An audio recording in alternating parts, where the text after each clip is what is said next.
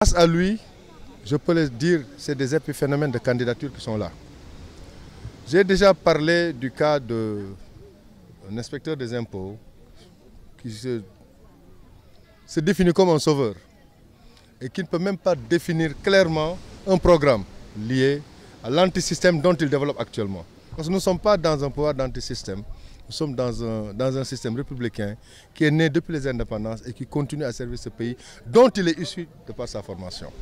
Donc un homme qui n'a jamais d'expérience pour diriger un bureau des impôts et domaines ne peut pas aujourd'hui postuler vraiment par rapport à ce qui est un État pouvoir postuler ce pays. Donc c'est pour dire aujourd'hui que sa chance est minime. L'autre, j'ai toujours dit que nous ne sommes pas dans un régime religieux. La religion a sa part, comme les politiques ont leur part.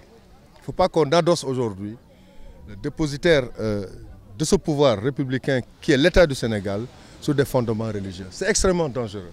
Raison pour laquelle moi je rejette d'office cette candidature initiée par le PUR, issu du mouvement des Moustarchidines, comme on le sait.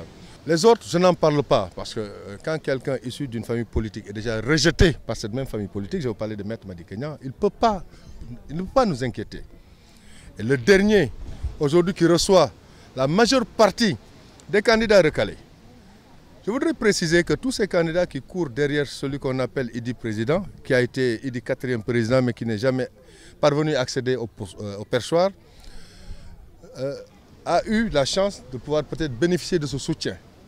Des candidats qui n'ont jamais dépassé le cap des parrainages. Et ce n'est pas une première. Lors des élections législatives, c'était la même préoccupation. Ils n'ont jamais pu obtenir un député normal. Un député normal, c'est-à-dire moins d'1% de l'électorat. Est-ce que ces gens-là peuvent constituer une inquiétude par rapport à la forte coalition de la majorité présidentielle? Je pense que nous n'avons pas à nous inquiéter. Notre défi est un problème de pourcentage à réaliser.